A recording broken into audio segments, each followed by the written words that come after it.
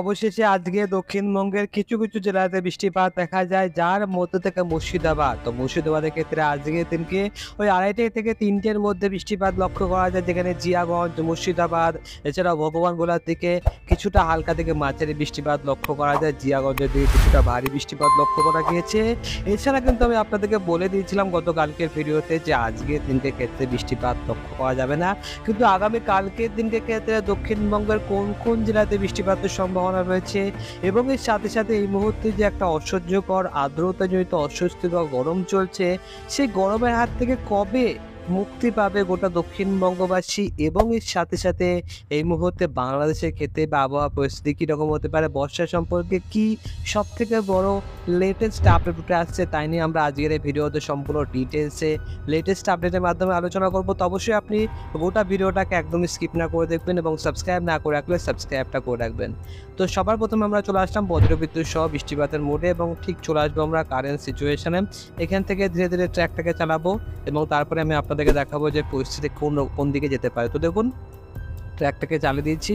আজকের দিনকে রাত্রিবেলা থেকে মনমোহন সিং এবং সিলেটের দিক থেকে বৃষ্টিপাতের সম্ভাবনা লক্ষ্য করা যাবে। মাঝরাত্রিবেলা থেকে বেশ ভালো ভারী বৃষ্টিপাত হবে এবং রংপুরের এলাকাগুলোর ক্ষেত্রে, ঢাকা লাগোয়া এলাকাগুলোর ক্ষেত্রে বৃষ্টিপাত লক্ষ্য করা যাবে এবং এখানে দেখতে পাচ্ছেন যে সিলেট লাগোয়া এলাকাগুলোর ক্ষেত্রে কিন্তু বৃষ্টিপাত থাকবে। এছাড়া উত্তরবঙ্গের ক্ষেত্রে কিন্তু অত বেশি বৃষ্টিপাত নেই। সকালবেলার দিকে দক্ষিণবঙ্গের ক্ষেত্রে এখনও পর্যন্ত ছিটে ফোটা বৃষ্টিপাত আমরা দেখতে পারলাম না। 12টার সময় চলে এসেছি। তো সিলেট, ঢাকা, যেহেতু এখানে বর্ষা ঢুকে গেছে, বৃষ্টিপাত চলছে বাংলাদেশের ক্ষেত্রে, কিন্তু দক্ষিণবঙ্গের ক্ষেত্রে বর্ষা ঢোকেনি এবং আগামীকালকের দিনের ক্ষেত্রেও কিন্তু বন্ধুরা বৃষ্টিপাতের কোনো রকম সম্ভাবনা নেই। এটা কিন্তু দুঃখের সাথে আমাকে জানাতে হচ্ছে, কিন্তু বৃষ্টিপাতের কিন্তু কোনো রকম সম্ভাবনা আমরা দেখতে পারলাম না। তো যদি আমরা এই মুহূর্তে ECMWF মোড ছাড়াও GFS মোডে আসি, তো GFS মডেলটা একটু দেখে নেবো যে GFS মডেলে কোথাও কি বৃষ্টিপাত দেখাচ্ছে কি দেখাচ্ছে না সেটাও দেখে নেব। তো দেখুন, উত্তরবঙ্গের ক্ষেত্রে কিন্তু বৃষ্টিপাত থাকবে, যেহেতু উত্তরবঙ্গে বর্ষা ঢুকে গেছে, যার কারণে উত্তরবঙ্গের ক্ষেত্রে 2 দিনাজপুর সহ মালদা, তার সাথে সাথে কিন্তু বন্ধুরা দার্জিলিং, জলপাইগুড়ি, কোচবিহার, কালিম্পং, আলিপুরদুয়ার সমস্ত জেলার ক্ষেত্রেই বৃষ্টিপাতের সম্ভাবনা দেখা যাবে এবং এক্ষেত্রে ভারী বৃষ্টিপাত দেখা যাবে। কিন্তু দক্ষিণবঙ্গের ক্ষেত্রে কিন্তু এক ফোঁটাও বৃষ্টিপাত আমরা GFS মডেলেও দেখতে পারলাম না। এবারে আমি আপনাদেরকে থার্ড যে মডেলটা রয়েছে সেই মডেলটা দেখাবো, সেটা হচ্ছে আইকন মডেল।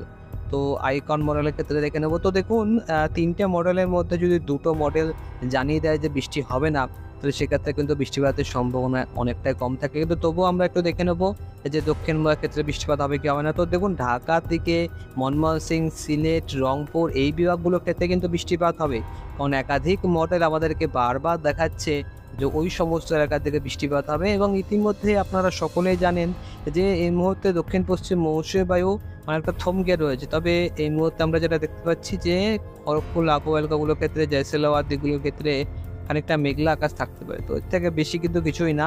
আপনারা ধরে রাখতে পারেন যে 90% চান্স রয়েছে যে দক্ষিণবঙ্গের কোনো জেলার ক্ষেত্রে আগামী কালকের দিনকে বৃষ্টিপাত হবে না। তবে 10% কিছু কিছু জেলা দেখুন টুকটাক বৃষ্টিপাত আচমকা হয়ে যায়। আর যেহেতু আমরা বিহার থেকে কিছুটা মেঘ ঢুকছে দেখতে পাচ্ছি, মাঝে মাঝে ঢোকে, যার কারণে কিন্তু খামখেয়ালি এখানে বৃষ্টিপাতের সম্ভাবনা থাকে। তো যেখানে বৃষ্টিপাত হলো তো হলো, এমন কিন্তু কোনো রকম সম্ভাবনা এই মুহূর্তে বৃষ্টিপাত নেই। তার থেকেও বড় ব্যাপার বন্ধুরা, এই মুহূর্তে কিন্তু তাপমাত্রা বাড়ছে। তাপমাত্রার দিকে নজর রাখবো। এই মুহূর্তে মোস্ট ইম্পর্টেন্ট ব্যাপার যে এই মুহূর্তে কিন্তু বন্ধুরা তাপমাত্রা বাড়ছে। তাপমাত্রা কিন্তু আগামী কালকের দিনকে অনেকটাই গরম থাকবে, যেখানে পুরুলিয়ার দিকে 42 ডিগ্রি, 41 ডিগ্রি, 42 ডিগ্রি তাপমাত্রা, বাঁকুড়ার ক্ষেত্রেও 42 ডিগ্রি তাপমাত্রা, বর্ধমানের দিকে 43 ডিগ্রি, আবারও ফের 40 ডিগ্রির ঘরে তাপমাত্রা চলে যাবে। কলকাতার দিকেও দেখুন বন্ধুরা 40 ডিগ্রি তাপমাত্রা। আমি আপনাদেরকে আর্দ্রতাটা দেখাবো যে হিউমিডিটি কীরকম। তো হিউমিডিটিও কিন্তু ছাড়ছে না বলতে পারেন, যে 40% হিউমিডিটি রয়েছে। নদীয়ার দিকগুলোর ক্ষেত্রে 38% হিউমিডিটি রয়েছে, বর্ধমানের ক্ষেত্রে 30%, বাঁকুড়ার ক্ষেত্রে 26%। যত বেশি হিউমিডিটি দেখুন, যদি আমরা মানে টেম্পারেচারের সাথে ভালো যে একখানা মেনটেনেবল টেম্পারেচার কিংবা মানে একটা সহ্য করার মতো টেম্পারেচারের যদি কথা বলি, তো পুরুলিয়ার ক্ষেত্রে কিন্তু হিউমিডিটি অনেকটা কম থাকবে। 42 ডিগ্রি তাপমাত্রা হলেও সেখানে 24% আর্দ্রতা রয়েছে এবং আমরা আইকন মডেলে রয়েছি। আমরা চলে যাব একেবারে ECMWF মডেলে। তো ECMWF মোস্ট অ্যাকুরেট মডেল। তো ECMWF মডেলে যেটা দেখতে পাচ্ছি এই মুহূর্তে, যে পুরুলিয়ার ক্ষেত্রে 40 ডিগ্রি তাপমাত্রা। দেখুন 40 ডিগ্রির উপরের তাপমাত্রা রয়েছে।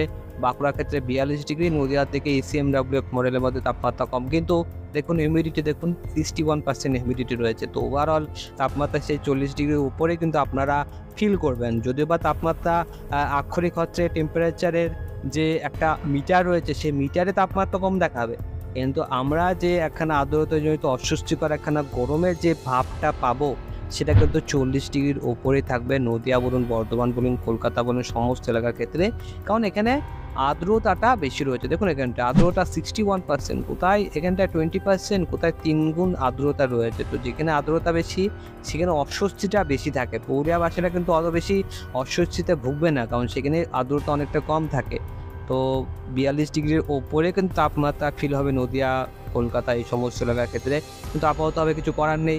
এই আর্দ্রতা কেন বেশি রয়েছে আপনাদের মনে হয়তো প্রশ্ন জাগতে পারে, কারণ বাংলাদেশের ক্ষেত্রে মৌসুমী বায়ু অলরেডি ঢুকে গিয়েছে। তো বৃষ্টিপাতটা বাংলাদেশে শুরু হচ্ছে। দেখুন এখানটা যদি আপনারা দেখেন ভালো করে, এই জায়গাটার ক্ষেত্রে যদি আমি আপনাদেরকে ম্যাপটা ভালো করে দেখাই, আর্দ্রতার পয়েন্ট অফ ভিউতে আপনারা বুঝতে পারবেন। তো এই মুহূর্তে যেখানে যেখানে মৌসুমী বায়ু ঢুকে গেছে, এই পর্যন্ত মৌসুমী বায়ু প্রায় এই পর্যন্ত এইটুকু এলাকার মধ্যে মৌসুমী বায়ু কিছু কিছু এলাকাতে ঢুকেছে, কিছু কিছু এলাকাতে ঢোকেনি। কিন্তু তাছাড়া এই যে এলাকা রয়েছে এর নিচের দিকে যে এলাকাগুলো থাকবে, এর নিচের দিকে সমস্ত এলাকার ক্ষেত্রে কিন্তু বন্ধুরা পুরোপুরিভাবে দক্ষিণ পশ্চিম মৌসুমী বায়ু ঢুকে গিয়েছে, যার কারণে আর্দ্রতা বেশি। যত বেশি মৌসুমী বায়ু একটু করে এগোতে থাকবে তত বেশি আর্দ্রতা বাড়তে থাকবে।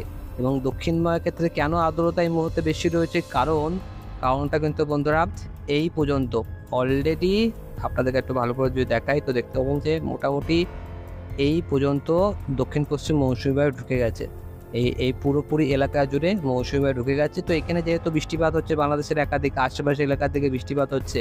তো আশেপাশের এলাকাগুলোর ক্ষেত্রে বৃষ্টিপাত হলে কী হয়, তার পাশের যে কিছু কিছু সন্নিবর্তী এলাকা রয়েছে সেই এলাকাগুলোর ক্ষেত্রে আর্দ্রতাগুলো পৌঁছে যায়। দেখুন আপনারা ধানবাদ থেকে কোনো আর্দ্রতা নেই, এলাহাবাদ, নতুন দিল্লি, গোয়ালটর, নাগপুর এখানে কিন্তু কোনো রকম আর্দ্রতা নেই। যেহেতু মৌসুমী বায়ু আমরা এই জায়গাটায় বর্ডার সিচুয়েশনে রয়েছে পশ্চিমবঙ্গের, এখনও পর্যন্ত ঢোকেনি, যার কারণে আর্দ্রতাও ঢুকছে, তার সাথে এত গরমও রয়েছে, গরমটাও সহ্য করতে হচ্ছে। তো এই সপ্তাহটা কিন্তু বন্ধুরা অনেকটাই খারাপ যেতে চলে যাচ্ছে, যেখানে আর্দ্রতা জড়িত অস্বস্তিকর গরম কিন্তু চরম পর্যায়ে পৌঁছে যাবে। তো আপনাদেরকে আমি ভালো করে বোঝাতে পারলাম যে কেন এই মুহূর্তে আর্দ্রতা বেশি এবং কেন এই মুহূর্তে গরমটা বাড়ছে। তো এই মুহূর্তে আলিপুর আবহাওয়া দপ্তর কী বলেছে বর্ষা সম্পর্কে? তো আলিপুর আবহাওয়া দপ্তর খুব ভালো একটা সংকেত দেয়নি। আলিপুর আবহাওয়া দপ্তর বলেছে যে এই মুহূর্তে বর্ষা দক্ষিণবঙ্গের ক্ষেত্রে ঢুকতে আরও কিছুটা দিন সময় লাগবে। তো মোটামুটি কিন্তু 13 তারিখ পর্যন্ত চলে যেতে পারে। এখনও পর্যন্ত 6টা দিন, মানে নেক্সট একটা সপ্তাহ কিন্তু এই একটা অস্বস্তিকর গরম সহ্য করতে হবে। তো এক সপ্তাহের পরে কি বৃষ্টি হবে? তো আমরা যদি এই মুহূর্তে বজ্রবিদ্যুৎ সহ বৃষ্টিপাতের পরিমাণে মোডে চলে যাই, তাহলে কিন্তু আমি আপনাদেরকে যেটার দিকে নজর রাখার চেষ্টা করব সেটা হচ্ছে পরবর্তী চলে যাবো শুক্রবার।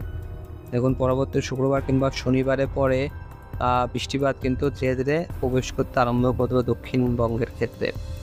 এখান থেকে আমরা ধীরে ধীরে ট্র্যাকটাকে চালাচ্ছি। আপনারা দেখতে পাচ্ছেন যে ধীরে ধীরে কিন্তু চেঞ্জ হবে, আবহাওয়ার একটু করে চেঞ্জ লক্ষ্য করা যাবে, যার কারণে কিন্তু বৃষ্টিপাতের সম্ভাবনা দেখা যাবে। তবে এই মুহূর্তে অত বেশি বৃষ্টিপাত দেখা গেল না, বৃষ্টিপাতের পরিমাণ মোটে যাব পরবর্তী 10টা দিন। তো বৃষ্টিপাত কিন্তু খুব বেশি একটা দেখা যাচ্ছে না। তো মেবি অতবার আরও কিছুটা দিন সময় লেগে যেতে পারে বর্ষা ঢোকার ক্ষেত্রে। তো এই মুহূর্তে আলিপুর আবহাওয়া দপ্তর বলেছে যে 13 তারিখের আগে ঢুকবে না, এর পরেও হতে পারে। তো দেখা যাক পরিস্থিতি কোন দিকে যায়। তবে এই মুহূর্তে গরম ভাবটা বাড়ার সম্ভাবনা রয়েছে। আমরা দেখবো যে গরমটা কি কমবে। তো চলে আসবো 2টো নাগাদ থেকে 1টা কিংবা 2টো নাগাদ যদি ঢুকি, তো সেখানে টেম্পারেচার তো খুব বেশি একটা কম দেখাচ্ছে না, সে 40 ডিগ্রি অন অ্যাভারেজ রয়েছে। দেখুন এখানটায় 42 ডিগ্রি 43 ডিগ্রি, নদীয়ার দিকে 37 ডিগ্রি আর্দ্রতা রয়েছে বলে। এছাড়া যদি আমরা শুক্রবার দিনকে যাই তো সেখানেও কিন্তু তাপমাত্রা দেখুন 43 ডিগ্রি বাঁকুড়াতে রয়েছে। বৃহস্পতিবার দিনকে যাব, বৃহস্পতিবার দিনকের ক্ষেত্রেও কিন্তু 43 ডিগ্রি 42 ডিগ্রি কাছাকাছি রয়েছে। বুধবারের দিনকের ক্ষেত্রে তো বুধবার 12 তারিখের ক্ষেত্রেও কিন্তু রয়েছে। তো ওভারঅল আপাততভাবে বৃষ্টিপাত সম্পর্কে খুব বেশি একটা ভালো কিছু আমরা এই মুহূর্তে দেখতে পাচ্ছি না, এবং এই মুহূর্তে আমাদেরকে এই রকম ওয়েদার সিচুয়েশানটা নিয়েই চলতে হবে। গরম ভাবটা বাড়বে বই কি কমবে না।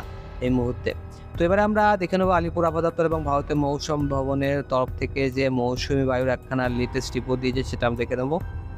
তো দেখুন এখানটায় মৌসুমী বায়ুর কী যে খামখেয়ালিপনা চলছে সেটা আপনারা দেখতে পাচ্ছেন। দেখুন এখানটায় যদি জুম ইন করি তাহলে দেখতে পাবেন যে 31 তারিখ থেকে 7 তারিখের মধ্যে 8টা দিন ধরে দক্ষিণ পশ্চিম মৌসুমী বায়ু পুরোপুরিভাবে থমকে রয়েছে।